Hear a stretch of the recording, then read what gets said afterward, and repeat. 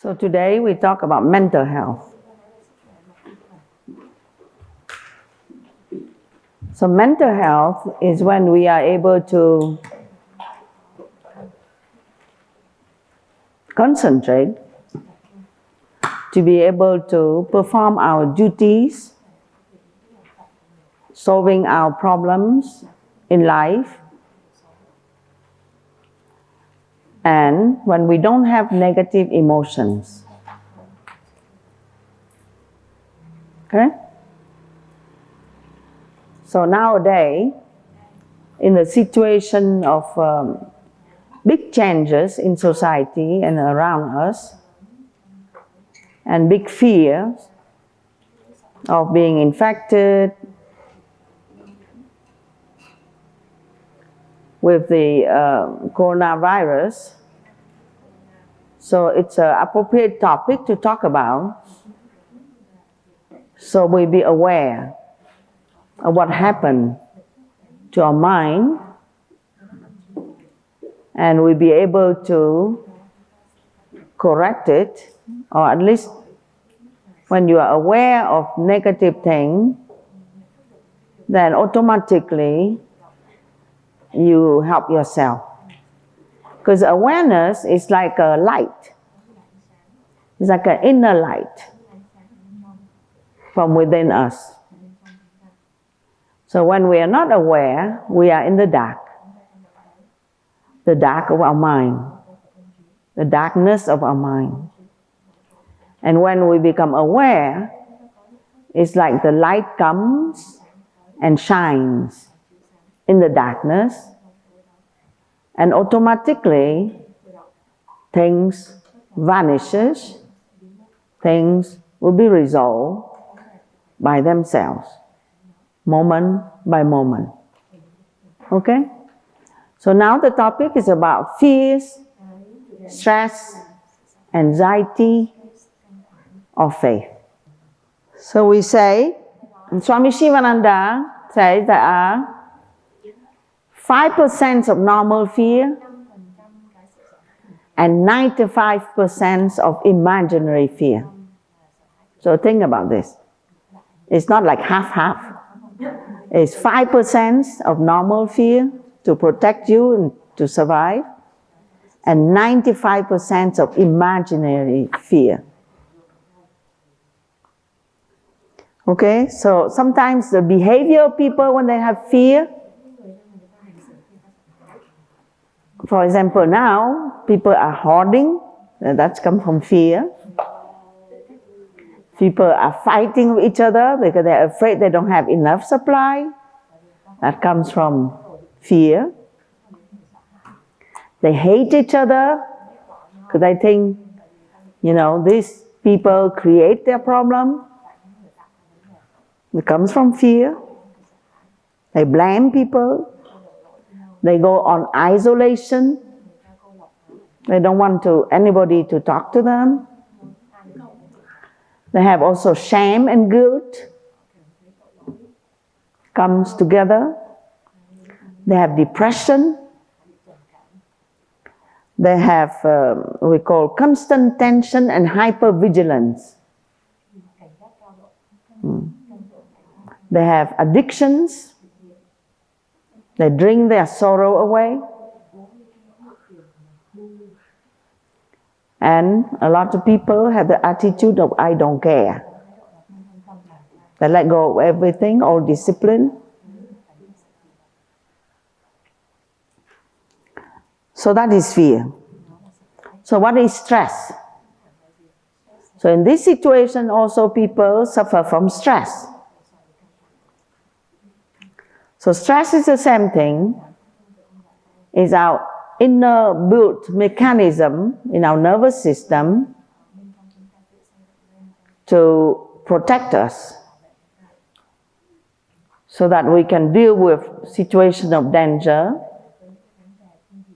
But normally you have stress response and you have relaxation response when the danger is over.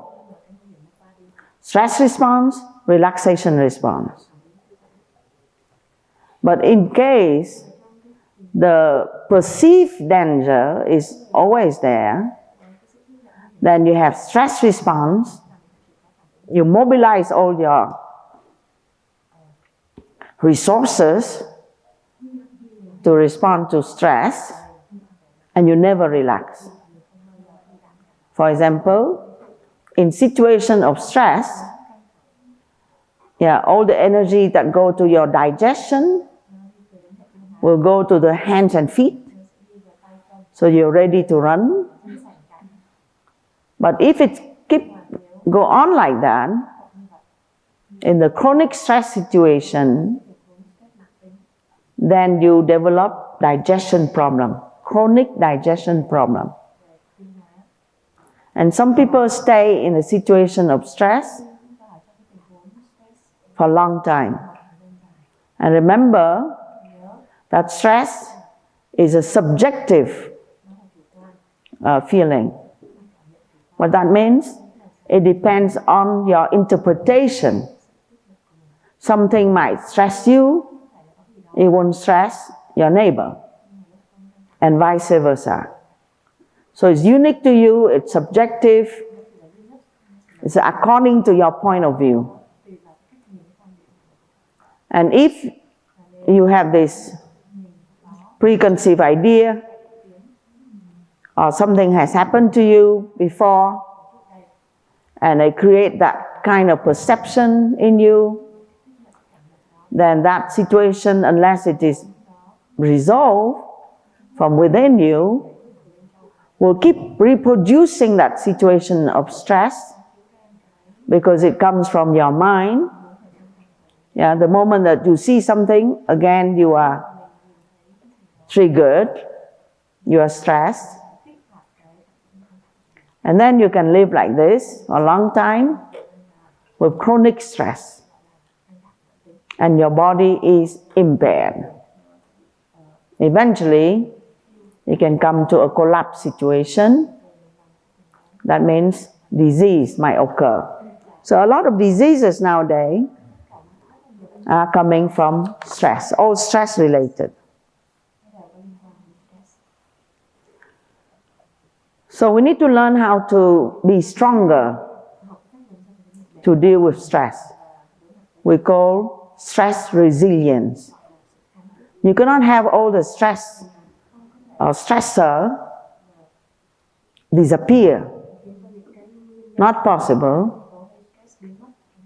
They will be there, but we need to be stronger in order to deal with them. We call stress resilience. We need to have appropriate answer to stress, okay, and not inappropriate answer. So we need to see into the causes of stress. Then already from there, you will see it's much easier for you. So we are talking about the causes of stress. Okay? So number one, you are more stressed out when you are low in prana.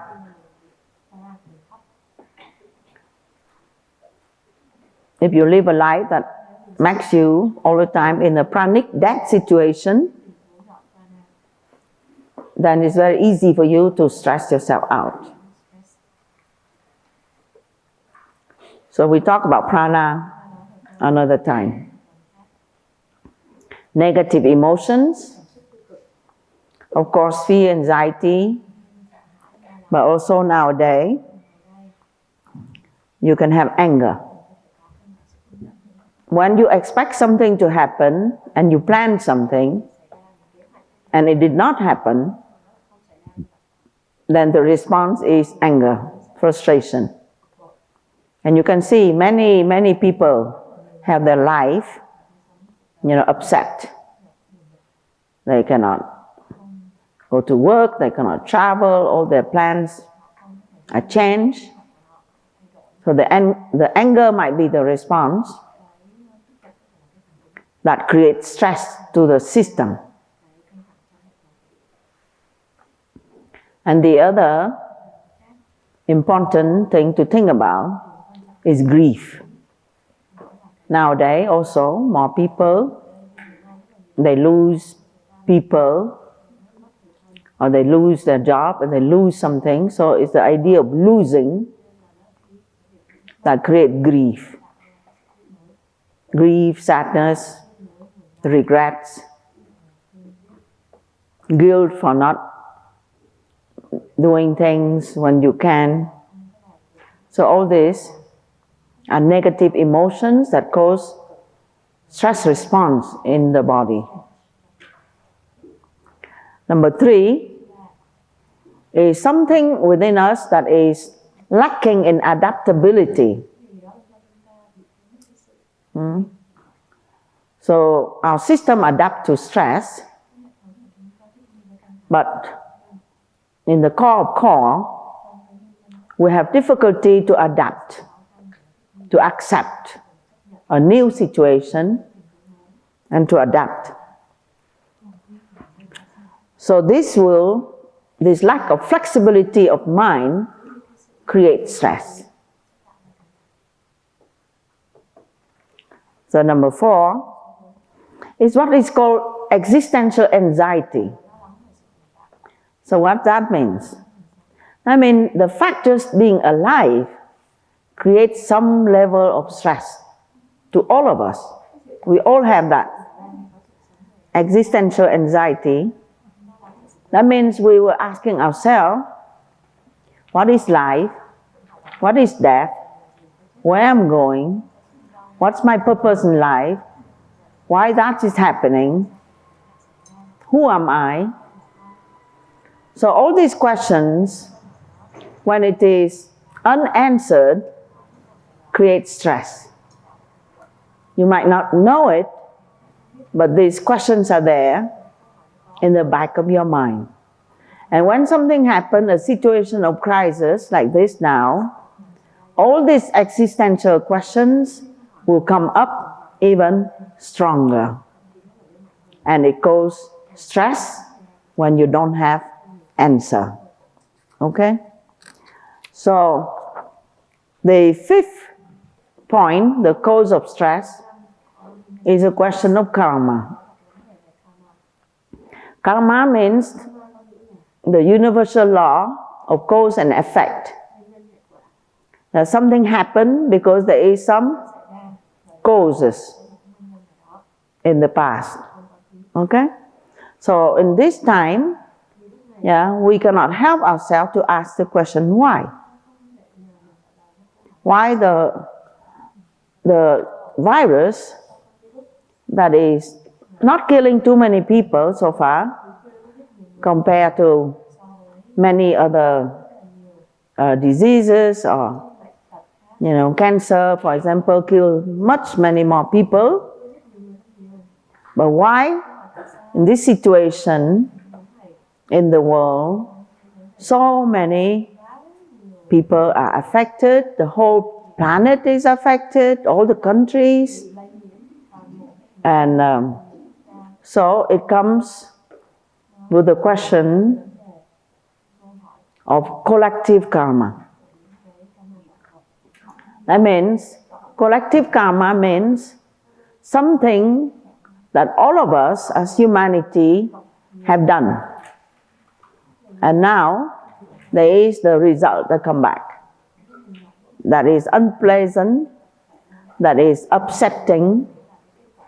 And to deal with karma, the same formula for individual karma as much as for collective karma, the same response is advice. That means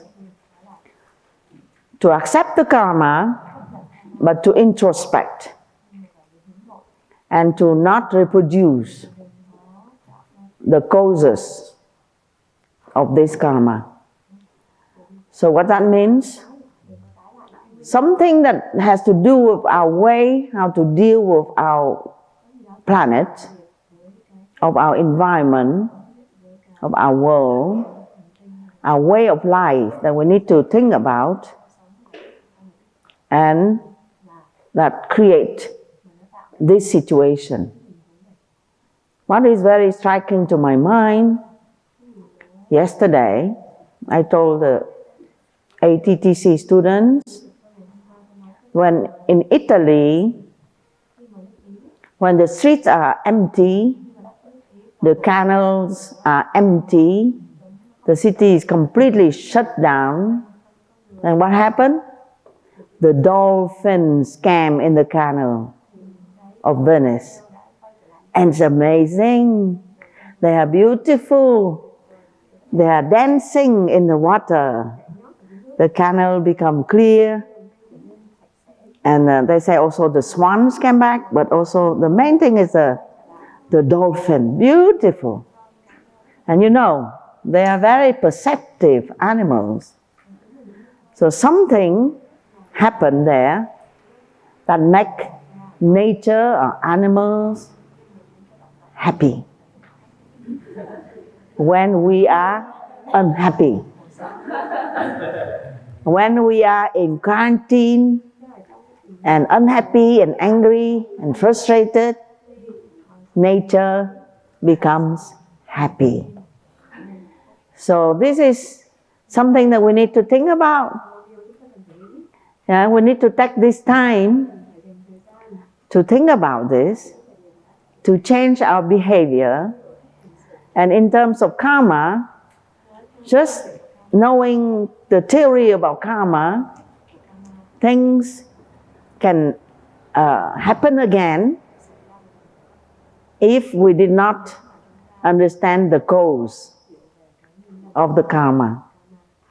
But if we understand and we change and remember our true self,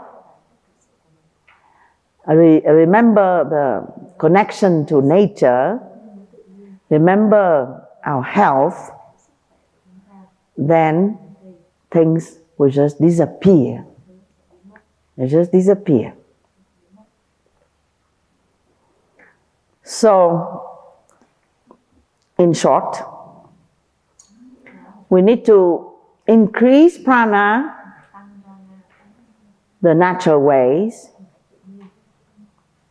spend less prana, waste less, convert negative emotions into positive ones, be ready to adapt to new situation, have more faith to deal with our existential anxiety, and understand our collective and individual karma. So now, what is anxiety? So any kind of disruption in life activity might create anxiety. Anxiety is worse than fear because we cannot identify the reason. Anxiety is fear that has no name. So with anxiety, there is no creativity, no productivity. We are depressed. Our mind loses the capacity of concentration and of thinking clearly. It is also an emotion like fear. It is associated with, so we say, autonomic hyperarousal. I mean, our nervous system is heightened, and we suffer from hypervigilance. That means all the time tense, all the time ready for situation of danger. It is normally meant to save life, the same, but when it is all the time there, you cannot function. So that's the thing. When you are anxious, you cannot really function. You cannot do anything, even little tasks in daily life. So there are some guidance to families. They might not understand that the children or the adolescents are in an anxious situation because they stay at home, they cannot play anymore, they don't go to school. Yeah, and the spouses also have to stay home looking at each other, don't know what to do, and feel guilty for not making money to contribute to family. So many situations that you can imagine. So the general advice is the family members or the spouse or the parents to understand that and to be patient and to give space. Not to demand more. When you see somebody really not functioning, then you might be, yelling at them. Now you stay at home. Now you should share into the chores, and you are not doing anything.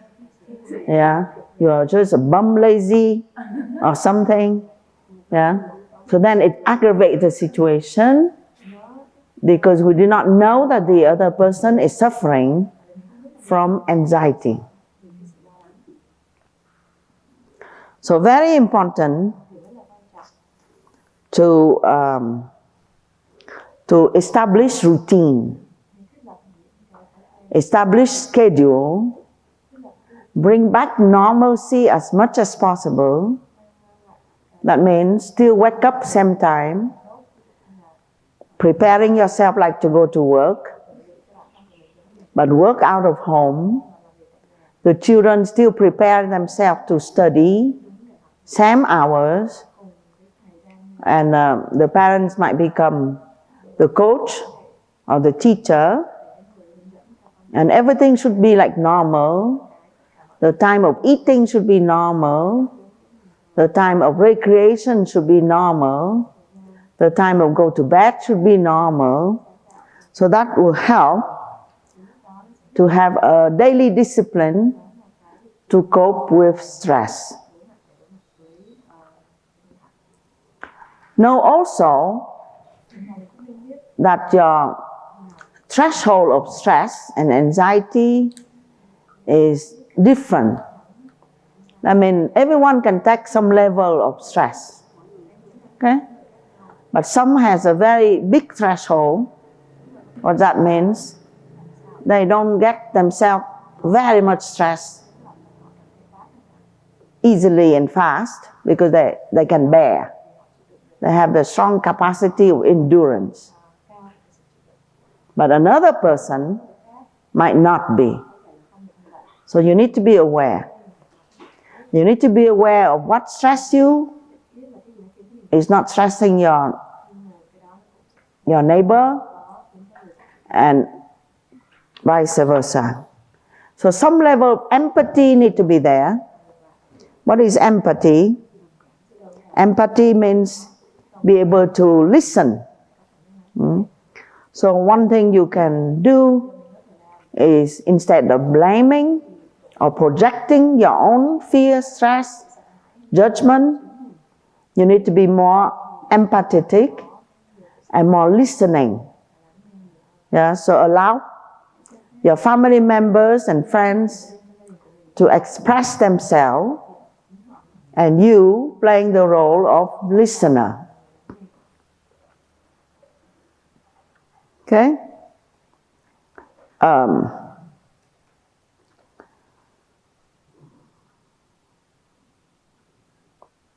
People might develop somatic symptoms,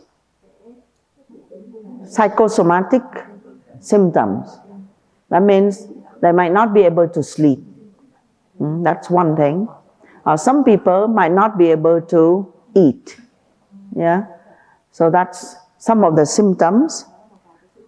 And the very common thing is called avoidance behavior.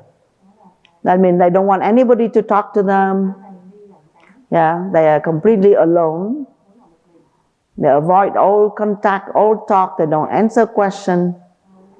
So this can be also a symptom of stress and anxiety. So you need to be aware of that. And for children, and so you need to explain to them, yeah, as much as possible, calmly, without creating more fear in them. What is the reason why they don't go to work or school? What is the reason why they cannot play with their family members? Be sensitive to the children that can be perceiving that as rejection. Yeah, all of a sudden you are not warm toward them, you're not holding them, and so on. So they might feel that it is a rejection. And sometimes, you know, all those things from the past, in childhood, of we call separation anxiety. Yeah, we all have that. Might come up to the surface of the mind. So I just make it shorter. Pay attention to this anxiety that can become ingrained anxiety disorder, become a mental disease. Okay, and look at the symptoms. Yeah, tension, so you can create more accident, you fall down and things. Hyperactivity, muscle aches. So that's why yoga is very important at this time. To stretch, to move the body. Restlessness, tiredness, all the time tired. Shortness of breath, dizziness, palpitation, sweating, dry mouth, nausea, diarrhea. Flushes mean all sudden heat, or chills, all sudden cold. Frequent urination. So other symptoms of vigilance and scanning include feeling of being on edge, exaggerated startle response. People come close to you and you jump. Yeah. Difficulty concentrating, the mind going blank because of anxiety. You know that one. When you are passing exam, you study, and when you have to do exam, all of a sudden, the mind is blank. So you really have to work on it now. Okay? By having self-confidence, developing self-confidence. Okay? And irritability. So, and people can suffer from panic attack that is very strong, very short, and very strong. Unexpected, intense terror, yeah, can happen in a certain situation, when they have to be online waiting, when they're alone in the room, and when they are in the crowd, and we are traveling, so they can suffer from panic attack. They can suffer from compulsive, obsessive disorder. I mean, they do something like wash hands. Now, it's good to wash hands, but if you wash hands every 5 minutes, something is wrong, okay? Because the tension build up in the mind, and usually people have to do something in order to release themselves from tension. Yeah, some people, you know, they smoke cigarettes. It's another way how they release their tension in their mind. Yeah, or they just go and counting something, or checking and rechecking something, or, you know, touching something just to be sure that it's there, or something like this. So these are all some derangement, some problems, yeah, that come from built-up anxiety. So the causes of fear is attachment. Okay, so that's all you need to remember, is our attachment, that is our grasping to illusory things and beliefs. So you feel stuck. You cannot let go. And the first attachment is attachment to the body and the fear of death. Okay, so that's the root cause of it. So we have a lot of illusions. So the story of snake and rope. Yeah, in the dark you see the snake, but in fact it's a rope, and the snake is really in your mind. So all this fear, anxiety comes from our mindset that have already all this fear and trauma from past. So now we are very fast to react the same way. The clouds of fear veil the sun. You want to see the sun, but then imagine the clouds are there and it veils the sun. That means when you are afraid, you will not remember who you are. Okay? So that is the cause.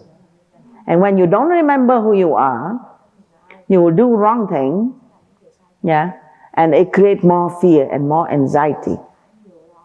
So that's why the yoga response, the deep yoga response, is very necessary, yeah, to reestablish the sanity of the mind, to know who we are, and to know that everything is fine. Yeah, there is a level of self that is diseaseless, that cannot be touched or hurt by anything, and we need to remember that. We need to build up courage. Okay, so I'm jumping a lot of things. So don't be attached. Try not to be attached to the way we were, yeah, to the past. Oh, we did this like this, so now we want to do it like that, you know, like, so we need to be ready to change a way of living. Like now we develop class online. In America, we have class online and people sign up. It's it's so nice. And you imagine if you have class online, anybody from any part of the country can sign up. So there's something positive out of this. And then we change the way how we eat. Instead of going out to a restaurant, now we can cook and learn new recipe, yeah, and eat simpler food, and change the way how we socialize. For example, we read books instead of being on the internet. We relax in nature.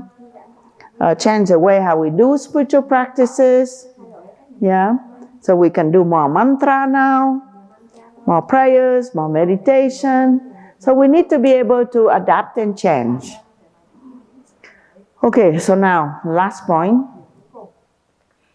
is the classical ways, yogic ways to deal with fear. Okay, so it depends on the individual. We have different preferred method. Now, for a person of active temperament, practical temperament, the best way for them is karma yoga. So in the time of stress, they should do more karma yoga. What that means, that instead of thinking of themselves and get scared, yeah, they need to think of how to serve somebody else. Yeah. So at that time, it opens your heart, it alleviates the anxiety, and you are able to channel your energy into something helpful. So you need to be creative. Yeah, you can cook food and have it delivered to some senior people that cannot go out. Yeah, you can knit. You can knit for, a shawl for somebody. You can draw. You can write, like me, what I'm doing now. I will be writing more and talking more, satsang online. So we have to be creative, but try to serve other people as a karma yogi. For those who are emotional temperament, then they need to turn the emotion into devotion. So at this time, so they develop more faith, yeah, and they surrender to the divine plan. We talk about that a little bit later. And then for the Raja Yogi, they need to concentrate more. Hatha Yogi, they need to practice asanas. Yeah, but know that people in anxiety mode, you need to teach them in a different manner, a little bit more gentle. Yeah, try to focus on comforting them, like putting pillow on them. This is called restorative yoga. Or for children, when they sleep, you can put more pillow. Or even for yourself, you can put something heavy, warm in your body. You hold to something. So all these are helpful for comforting the people that are anxious. And the main thing is that yoga gives is you improve the awareness of body, mind, and breath connection. Okay? So that is yoga. So breathing, moving, and be aware. Okay? And stretch. So people cannot do yoga, they can stretch. Okay? You can teach them online, yeah, to stretch. Because when they stretch their tension away. And when they breathe, they bring more prana and, oxygen.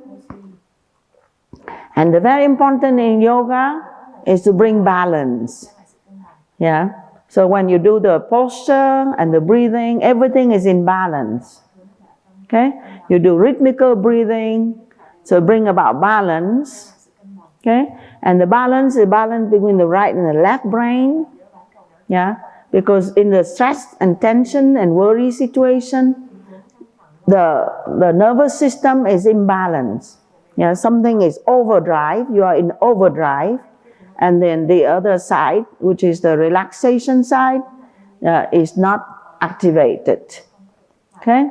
So this yoga goes straight to the core of all the problem.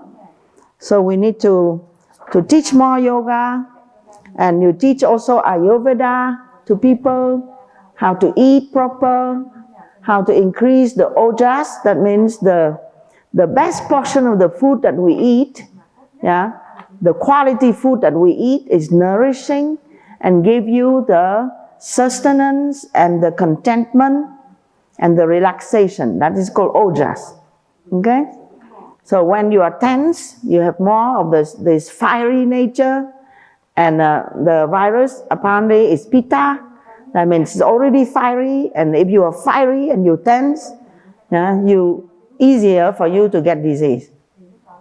So it's very important for you to relax and build up your ojas, your power of sustenance, called your immune system.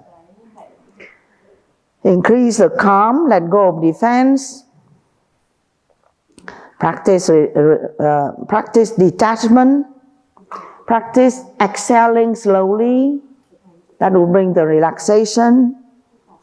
And the last method, as you know, is for the people of intellectual and philosophical nature, is jnana yoga. That means to assert your Atman, your soul, and to do self-inquiry, to remove the veils of fears by your thinking and your detachment. Okay? So, now 3 levels of faith that go immediately. Faith is like this. If the moment that you restore faith, okay, because faith is in fact is knowledge of the truth. But you don't have the proof, the direct proof or experience, so you need to use faith, okay? Clear faith. The moment that you restore your faith, then immediately all the fear and anxiety vanish. And that's something you need to know, okay? And why we don't have faith and we have doubt nowadays? Because when something that we plan in our life cannot happen, we feel out of control, then oftentimes the response to that is we lose faith. And when we lose faith in ourselves, we lose faith in nature, we lose faith in the supreme intelligence, we lose faith in the teaching, we stop practicing.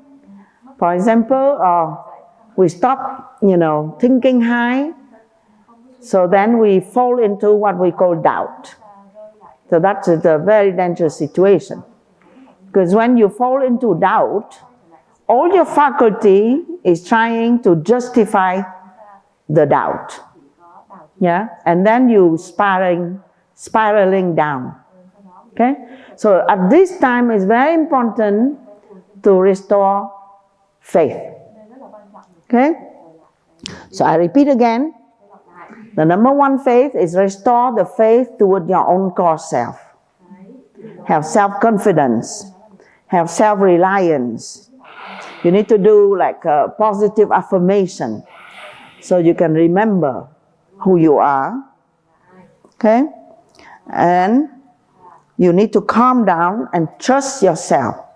Okay? Very important to learn to do that. You never do that. Yeah, if we feel something, we run to the doctor, or we ask something, we ask for information from outside, for people advice, but we never ask ourselves. We never sit down and ask ourselves. Yeah, instead of being freaking out, sit down and ask. Yeah, what do you ask? Am I going to die soon?